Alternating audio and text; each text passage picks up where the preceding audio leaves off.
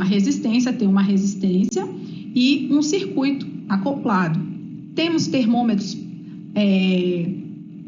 a pressão de gás, né? Temos termômetros de radiação, que eles medem a temperatura da atmosfera e da superfície do nosso planeta, ok? Esses termômetros de radiação também são muito utilizados em aeroportos para medir a temperatura de pessoas que estão chegando de locais onde se tem uma epidemia de virose, como está acontecendo agora. Então, para não ter contato com a pessoa, você só aponta, né, para a direção da testa, e essa radiação aqui, ela vai informar, ele vai, através da radiação, né, ver a quantidade, o grau de agitação das moléculas do corpo. Existem os termômetros culinários também, muito utilizado na cozinha para medir a temperatura do forno, e eles também, temperatura dentro das panelas, como eu coloquei aqui, e eles também são usados por peritos criminais para identificar o resfriamento do corpo. Se o corpo, né, qual a temperatura daquele corpo, para eles desvendarem, né, os crimes. Os primeiros termômetros confiáveis e precisos foram construídos pelo físico alemão Daniel Gabriel Fahrenheit por volta de 1720.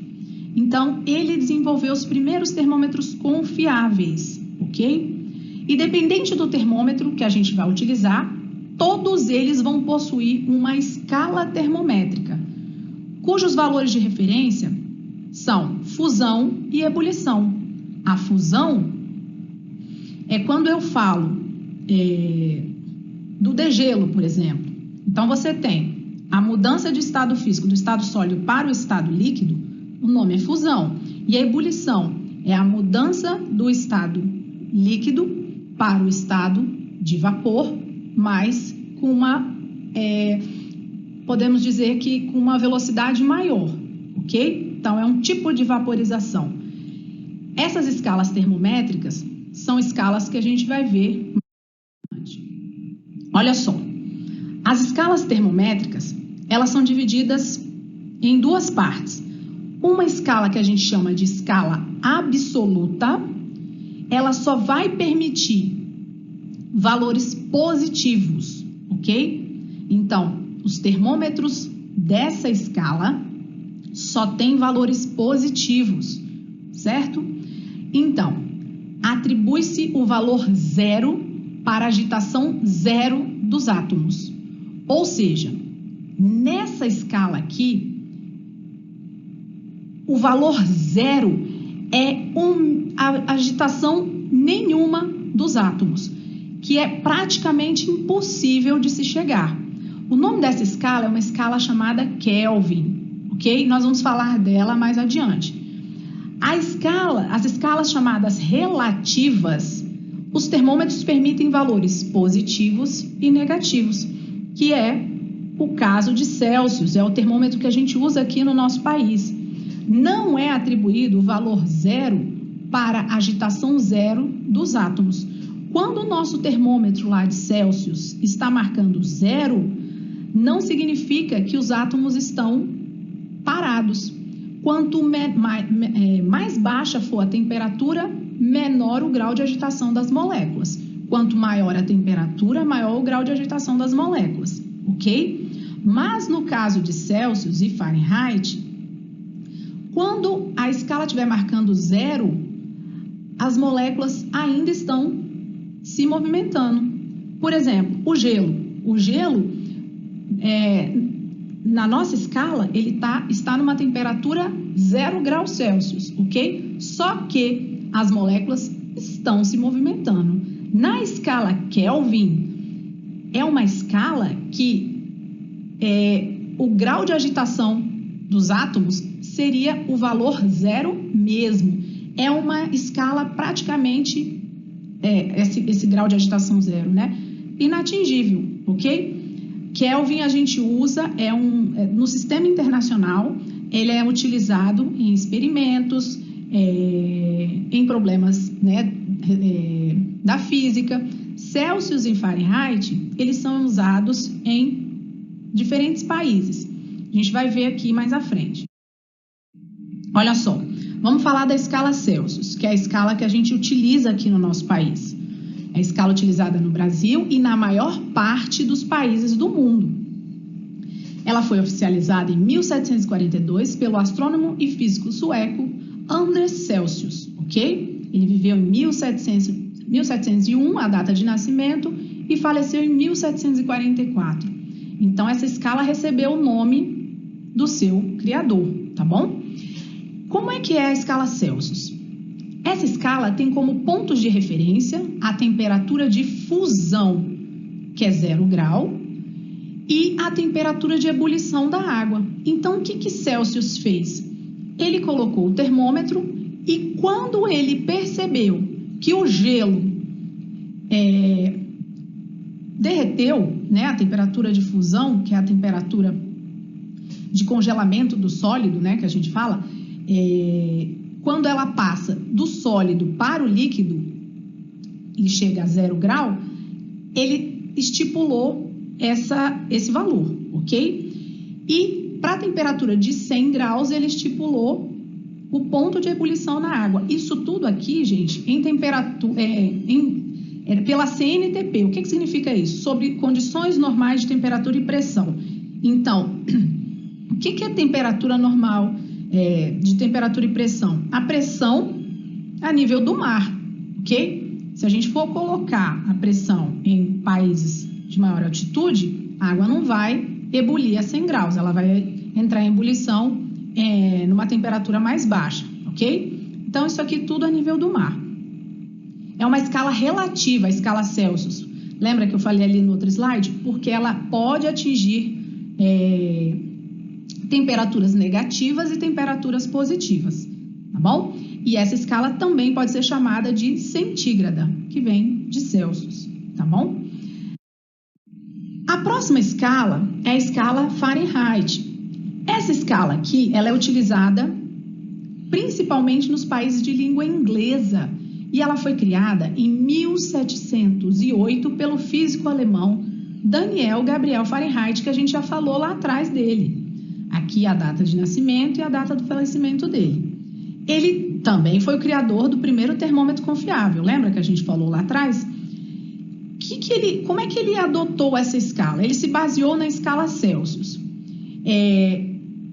Ele teve como referência a temperatura de 32 graus Fahrenheit, ok? Para o ponto de fusão do gelo. Essa temperatura aqui é uma temperatura que ele se baseou na temperatura do corpo humano. Então, 32 graus na escala Fahrenheit, comparando com a nossa escala aqui, ó, é 0 graus. Então, se você for em países de língua inglesa, Estados Unidos, Reino Unido, essa escala que é usada.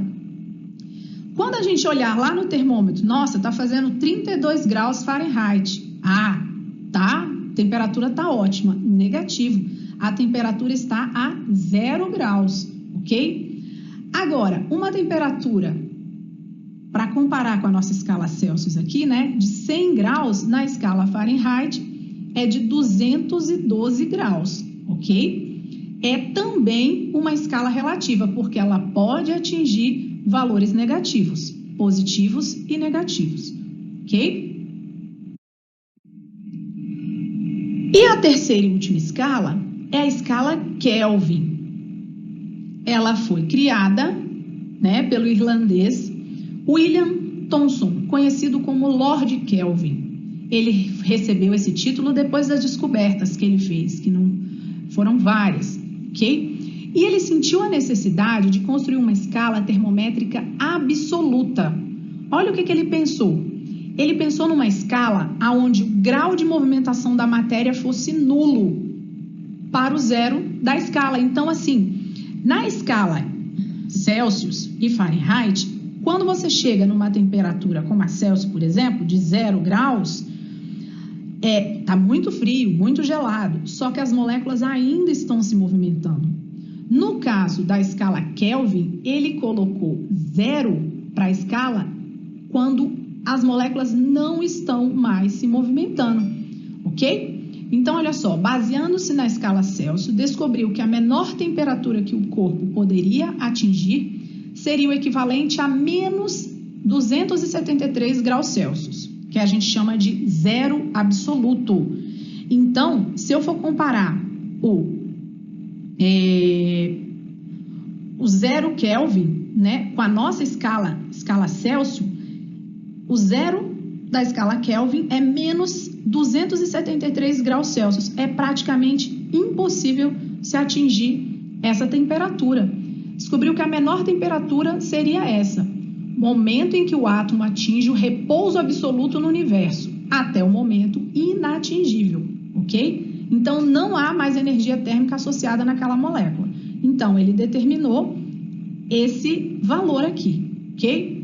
A partir daí, determinou o ponto de gelo que o ponto de gelo da sua escala seria 273 para a fusão de gelo e 373 para a ebulição. Então, para Kelvin, menos 273 seria o grau inatingível das moléculas, o menor grau de agitação. 273 seria 0 graus na escala Celsius, o ponto da fusão do gelo, derretimento do gelo, né, do sólido para o líquido. E 343, que ele somou aqui, né, mais 100, seria o ponto de ebulição da água. Então, ele se baseou também aqui na escala Celsius. Criou-se assim o que chamamos de escala absoluta, ok? Essa escala não apresenta valores negativos e ela é utilizada no sistema internacional. Então, é uma escala que, para a ciência, ela é padronizada, ok? Por convenção, nessa escala, a gente lê 0 Kelvin. A gente não coloca aquela bolinha para falar do grau, ok? A gente não fala 0 grau Kelvin.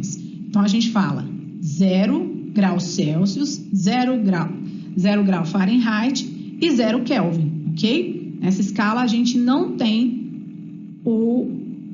a bolinha dali para a gente falar grau, a bolinha do grau.